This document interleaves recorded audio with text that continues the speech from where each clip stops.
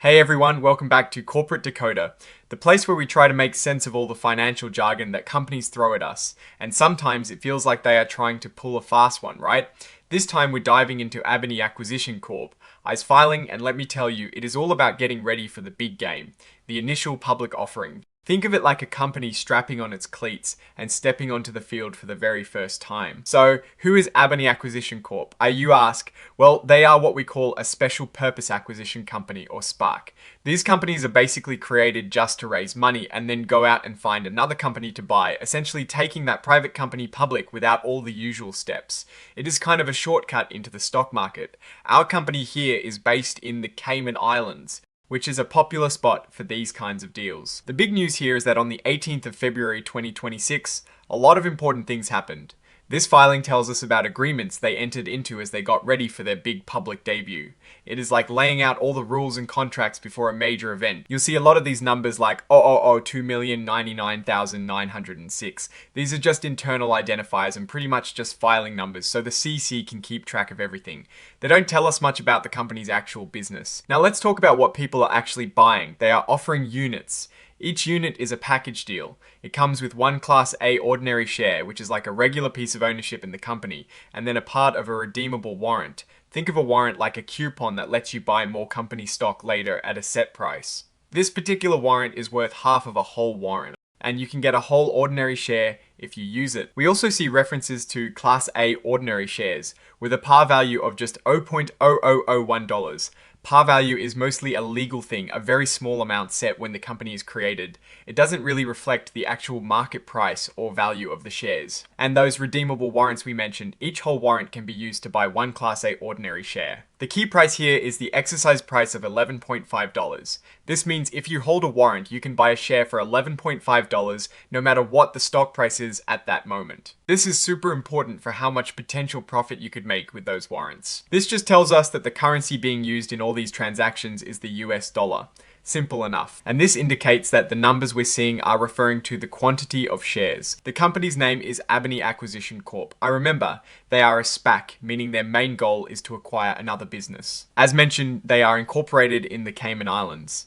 This is for tax and legal structure reasons that are often beneficial for these types of companies. This is their commission file number, a unique identifier assigned by the US Securities and Exchange Commission, or SEC. This is the zip code for their principal executive offices located in Austin, Texas. This date keeps popping up, and it is the key date for many of the agreements mentioned. It is the effective date for much of their public offering setup. Abony Accession Corp is checking the box to say they are an emerging growth company.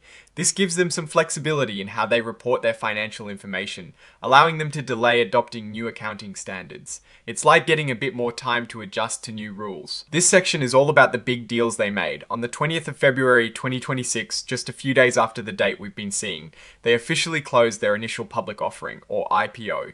They sold 23 million units, and these units were priced at $10 each, bringing in a massive $230 million. That is a lot of money. They signed an underwriting agreement with BTIG LLC. Think of BTIG as the main organizer of the IPO.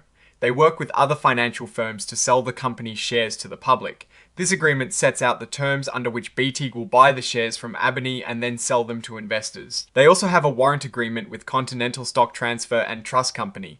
Continental is acting as the warrant agent. Their job is to manage all the warrants, make sure they are issued correctly, and process them when people decide to exercise them to buy shares. There is a letter agreement involving the company, its top people, like directors and officers, and something called Abony Sponsor, ILC. This sponsor is usually a group that helps set up the SPAC in the first place. This agreement likely outlines their roles and commitments. They also have a trust agreement with Continental. Remember that money raised from the IPO. A big chunk of it goes into a special trust account. This agreement basically says that Continental will hold that money safely and follow strict rules about when and how it can be spent. It is to protect investors' money until the SPAC finds a company to buy. This registration rights agreement is important for the sponsor and other early investors. It means they have the right to have their shares registered and sold to the public in the future. usually under specific conditions. Here is another deal with the sponsor for private placement units. These are units bought directly from the company, often at the same IPO price, but with certain restrictions, and a similar private placement units purchase agreement, but this one is with the representative BT. They also bought some units directly. A services agreement involves the company, the sponsor, and an individual named Leo Kaufman. This could be for consulting or other services that Leo or the sponsor provide to help the company as it operates or looks for a target to acquire. Finally, there are indemnity agreements with all the directors and top officers.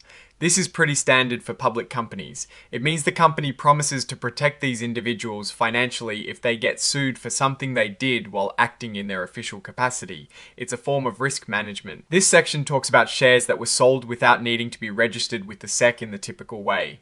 Remember those private placement units? On the 20th of February 2026, they sold 465,000 units to the sponsor and 230,000 units to the representative.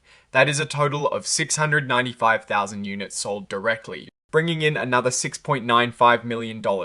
This sale was done under something called Section 4(2) of the Securities Act, which is essentially an exemption for private sales not involving a public offering. These private placement units or warrants have some special rules. They can't be easily sold right away, usually for about 30 days after the company buys another business. They also have registration rights, meaning the company has to help them sell these shares later if they want. And importantly, the private placement warrants have an expiration date 5 years from when the company's IPO sales started. This is to make sure these early investors don't hold onto them forever. This item is about the people running the show. As of the 30th of January 2026, the company's board of directors included Lorne Abony, Eric Ludwig, Jacob Silverstein, and Alan Cole. Information about their backgrounds and how they are compensated is detailed in the registration statement. This confirms that on the 18th of February 2026, all the directors and Leo Kaufman signed those indemnity agreements we talked about earlier, formalizing the company's commitment to protect them. This section is about changes to the company's foundational documents.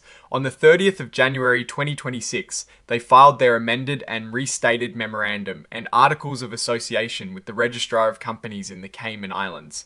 This is like updating the company's constitution. This filing dramatically increases the number of shares the company is allowed to issue. They can now issue up to 500 million Class A ordinary shares, 50 million Class B ordinary shares, and 5 million preference shares. This gives them a lot of flexibility to raise more money or use shares for acquisitions down the line. This is a catch-all for other important things that happened.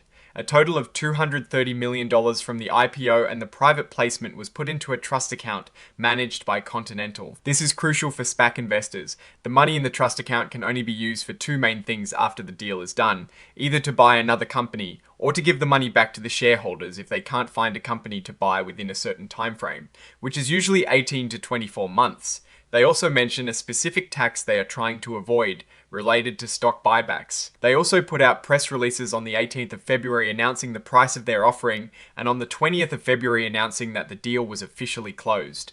This is how they communicate major milestones to the public. This is basically a list of all the documents that are attached to this report, like the agreements we've discussed. This is the underwriting agreement we talked about. This is the updated company charter we discussed earlier. This is the agreement about the warrants. This is the agreement involving the sponsor and the company's leadership. This is the trust agreement detailing how the IPO money is managed. This is the agreement for registration rights. This is the private placement deal with the sponsor. This is the private placement deal with the underwriter. This is the services agreement. This is the form of the indemnity agreements for the directors and officers. This is the press release announcing the IPO pricing. And this is the press release announcing the closing of the IPO. And finally, on the signature page, we see Lorne Abony, the Chief Executive Officer, signing off on this report on the 20th of February 2026.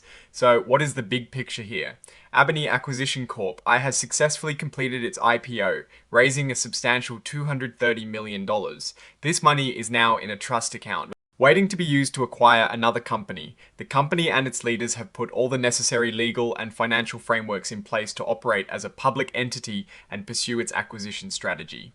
Looking at this filing, the main story is about setting the stage. They've raised the money, signed all the key agreements, and have a clear path, at least on paper, to find and buy a business. The big risks and opportunities for investors will come after they announce their target company.